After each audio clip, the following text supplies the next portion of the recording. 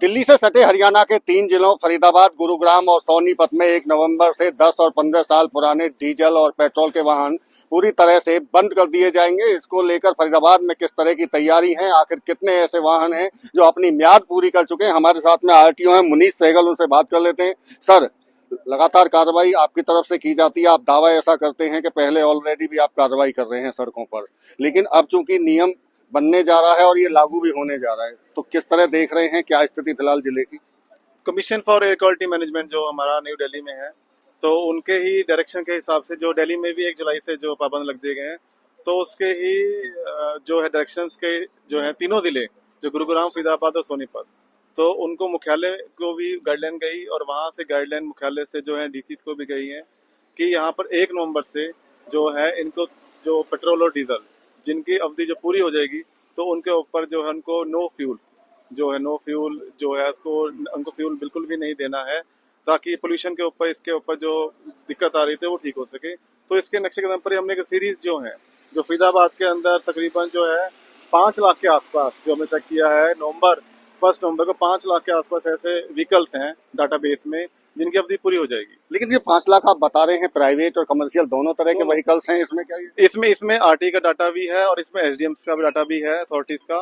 तो कुल मिला के जो है कमर्शियल व्हीकल, पर्सनल व्हीकल सारे मिलाकर 5 लाख की व्हीकल जो डाटाबेस है, तो उनको 1 नवंबर के लिए ये सीरीज हमने जो है साझा की है। और डिस्ट्रिक्ट फूड सप्लाई ऑफिसर वो भी बैठक में थे, उनके द्वारा भी पेट्रोल पंप को बताया गया है कि इनके लिए जो है अभी से ही जो हम प्लानिंग कर लें, ताकि 1 नवंबर को जो डायरेक्शंस हैं उनको हम फॉलो कर सकें। 1 नवंबर से आप डायरेक्शन को फॉलो करने की बात तो कर रहे हैं, लेकिन पेट्रोल पंप पर क्या दिल्ली वाला ही वही तरीका अपनाया जाएगा, कैमरे लगाए इंस्टॉल किए जाएंगे? दिल्ली में जो है वो ANPR कैमरे के जो है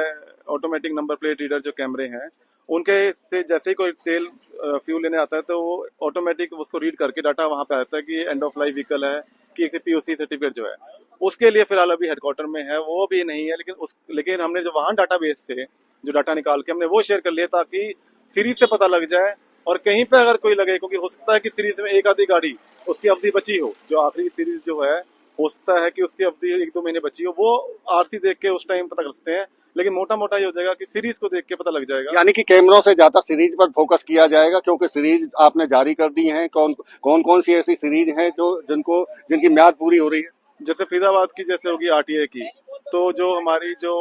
अपना डीजल में है, तो डीजल के अंदर हमारी जो है U सीरीज है, पेट्रोल में हमारी Q सीरीज है। ऐसे ही SDM जो हमारी, वो लिस्ट आपको मैंने साझा की हुई है उसमें, तो SDM बल्लभगढ़ और SDM फरीदाबाद इन अथॉरिटीज की भी है, बड़खल की नहीं है क्योंकि अभी नई अथॉरिटी थी तो उसको 10 साल पूरे नहीं हुए अभी। सर, लेकिन चूंकि दिल्ली में जिस तरह से फैसला किया गया और ये लागू भी कर दिया गया, लेकिन अब दिल्ली सरकार पीछे कदम हटा रही है, क्योंकि आयोग के सामने कहा गया है कि तकनीकी खामियां भी हैं, कई जगह कैमरों में, कई जगह सिस्टम काम नहीं कर रहा है, तो उसको लेकर वो वक्त मांगा है दिल्ली सरकार ने। तो क्या अपने यहाँ जो अगर इसी तरह से लागू किया जाता है तो यहाँ तकनीकी खामी नहीं आएंगे? अभी सुनने में आया, क्योंकि जो दिल्ली में जैसे हुआ है वैसे वैसे कहीं ना कहीं इसमें करेंगे, तो जैसे भी गाइडलाइन आएगी वैसे करेंगे। लेकिन अभी तो एडवाइजरी हमने जारी की है, ताकि अभी भी 3-4 महीने का टाइम है, तो जिन गाड़ियों को अवधि ज्यादा हो गई है तो वो अपनी NOC अपनी ट्रांसफर करा सकते हैं। एक हम देखते हैं कई बार सड़कों पर आपकी तरफ से कार्रवाई की जाती है, पुराने वाहनों को जब्त किया जाता है, तो क्या एक वही तरीका है जो 1 नवंबर से लागू होगा, या उससे पहले जिस तरह आप काम करते रहे उसका क्या आंकड़ा है आपके पास में? जो हम गाड़ी इम्पाउंड करते हैं ट्रैफिक पुलिस की तरफ से, हमारी तरफ से जो पिछले 6 महीने में 500 के आसपास हमने गाड़ी इम्पाउंड की है, तो इम्पाउंड करने के बाद भी हम उनको NOC ही कराते हैं या वो स्क्रैप करा लेते हैं वो चीज़, क्योंकि 2 ही इसके अंदर विकल्प हैं, या तो उसको NOC करा के नॉन NCR में कर दें, अगर वो चलने लायक नहीं है तो उसको स्क्रैप करा लें। एक आखिरी सवाल और है आपसे, स्क्रैप का जिक्र आया, स्क्रैप सेंटर का। पलवल और नुहू में स्क्रैप सेंटर हैं, लेकिन फरीदाबाद चूंकि 5 लाख के आसपास आप व्हीकल्स ऐसे बता रहे हैं, क्या कोई स्क्रैप सेंटर खुलने की यहाँ कोई तैयारी है खुलने की? अभी फिलहाल जो RVSF registered vehicle scrapping facility centre बोलते हैं, फिलहाल अभी फरीदाबाद में नहीं है, लेकिन हाँ कुछ लोगों ने अप्लाई किया जो हेडक्वार्टर में पता किया है, क्योंकि आप ठीक बोल रहे हैं कि 5 लाख के आसपास गाड़ियां हैं तो सब स्क्रैपिंग फैसिलिटी सेंटर भी होना चाहिए। लेकिन हरियाणा में जो कि पलवल हो गया और नूह हो गया, नजदीकी हमारे यहाँ पर है, तो वहाँ पर सेंटर तो है ही है वहाँ पर।